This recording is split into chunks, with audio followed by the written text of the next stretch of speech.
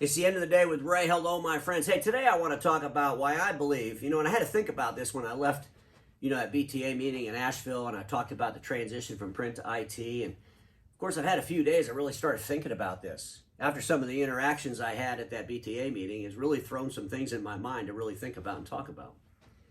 But folks, I'm telling you, the reason why this has been such a disaster for the most part is because we're trying to deliver IT services based on a selling mentality instead of a services mentality.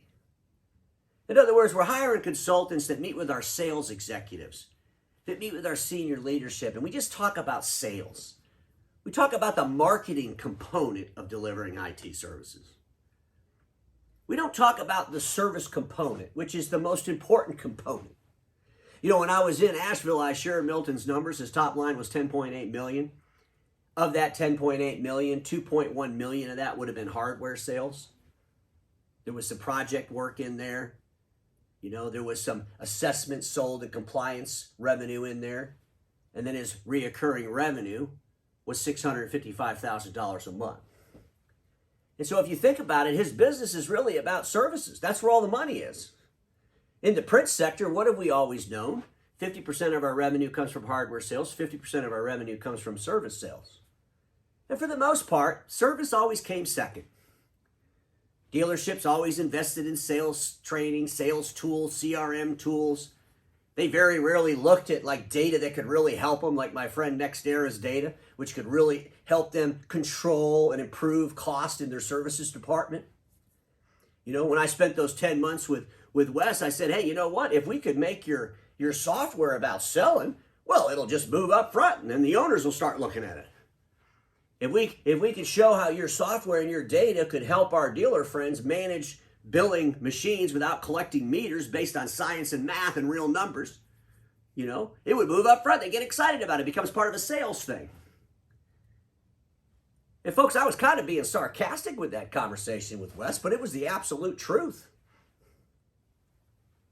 And here we are. We're trying to transition to a services business model where basically 68-70% of our revenue is going to come from the service component, not the selling of things. We're going into a business model where it's not about having thousands and thousands of customers. Milton has 78 customers. 78 customers, folks. And his revenue comes from services. And his company is a services business that happens to occasionally have to sell some hardware. It's not about selling some hardware that you go and service, which is what the print industry is all about. And most of these consultants don't even understand the print business model. I'll guarantee you most of the consultants that are in there talking to you about IT services don't realize that 50% of your revenue comes from service, 50% of your revenue comes from hardware. They have no clue that 85 or 90% of all the machines you sell are your current customers, and you just upgrade leases prematurely. They have no idea that most of the business you have is being managed by sales reps who've been there with a long tenure, and their relationships are all with who? Purchasing departments. They're not really relationships built to go in there and sell complex IT infrastructures. But yet they keep telling you, you got the greatest relationships in the world. You could go out there, you've had these long-time relationships. Long-time relationships that you got to fight for every 3 to 5 years, and the only way you win the deal is to lower the price from the previous contract. Come on, folks, let's be honest about this shit. When a consultant tells you that, tell them your business model. Say, I'll be real honest with you. IT's kind of complicated. We're going to have to hire smarter people that sell this stuff. They're going to have to be educated on technology infrastructures. They're going to have to understand business conversations.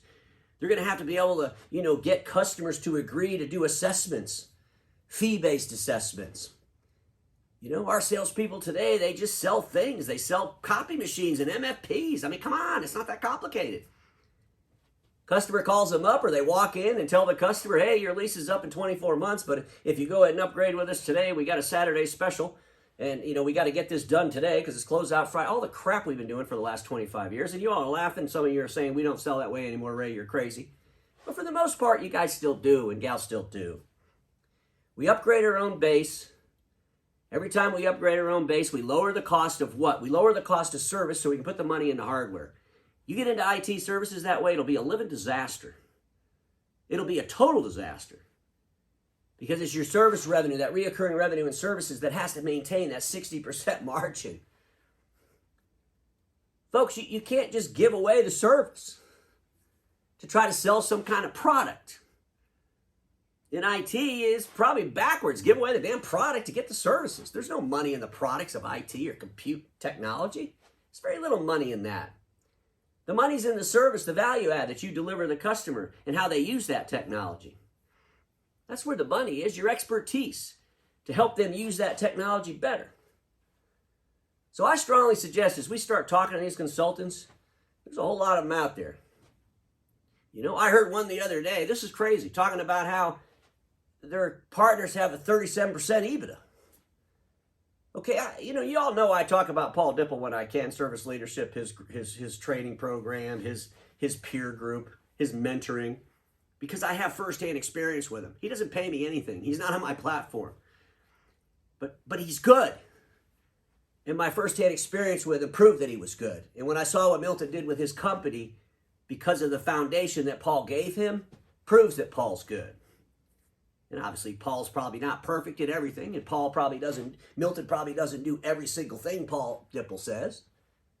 But Paul Dipple and that discipline helped him build a great foundation to build a great company. But folks, he'll tell you flat out, if your EBIT is over 28%, you're doing something wrong. And I can tell you what you're doing wrong if you're in the print sector and you have an IT business and you're claiming that you got a 35 or 37 or anything over 28% EBITDA. I'll tell you exactly what you're doing wrong. We don't need to hire a server admin guy. We got one of our techs that told me when I interviewed him 5 years ago that he was good at building computers. We'll just let him do it.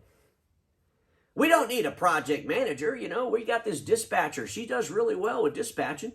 I mean, she's kind of, managing technicians all over town, and she does good with her paperwork. Let's just make her our project manager. We don't need to pay $150,000 for a project manager. I mean, we're only giving this dispatcher $45,000. That'll save us a whole lot of money. It'll increase our EBITDA. You see where I'm going with all this? It's easy to have a high EBITDA if you got stupid cost. And how are you going to scale stupidity?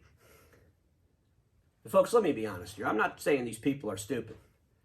What I'm saying is, if you don't invest in the right human capital with the right skills, you can have a higher EBITDA. The problem with that is, if you don't invest in the right human capital with the right skills, you're not going to be able to scale past lucky. In other words, you might have got a deal. You might have been lucky. But sooner or later, something's going to happen in that account. You're going to be in a pinch because you don't have the right human capital. You didn't make the right investments. I would be really excited with an 18% EBITDA in a successful IT services business, especially one with 78 customers and doing $10.8 million on the top line. That's a pretty nice company. Paul Dipple will say best in class is 18%.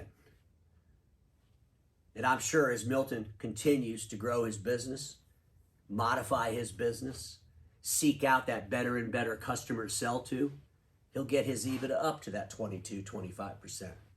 But I'll guarantee you, he'll never have a 37% EBITDA. He wouldn't even want that. He would laugh at that. Just like most successful IT companies would. So my point of my video today is this. We got to start thinking about our IT services as a services-led business. And we got to take everything we used to think about selling and throw that shit out the window. And we need to start building a business based on servicing equipment. We need to start looking at data based on servicing. We don't need to get in front of this with marketing concepts and changing our name and throwing IT on the end of it and doing all these nutty things that do nothing to help us deliver IT services more profitably. We don't need to hang our logo on some website and try to fool the audience into that we're some kind of special company because we're part of a peer group. Unless that peer group is willing to share their numbers publicly and have their MSPs talk about what they're actually doing. And folks, we're not hearing a whole lot of that. We have to be able to prove what we're doing, right? If we can't prove what we're doing, it's just pure nonsense most of the time. So anyway, I just want to caution everybody, as you get into IT services, it's going to be really important to pay attention to the rhetoric and be able to filter out the noise. Talk to successful people. And don't just assume they're successful at this. Make them prove it. Because ladies and gentlemen, we all know this. Status quo is the killer of all that'll be invented. Don't get stuck in status quo, and I'll see you all tomorrow.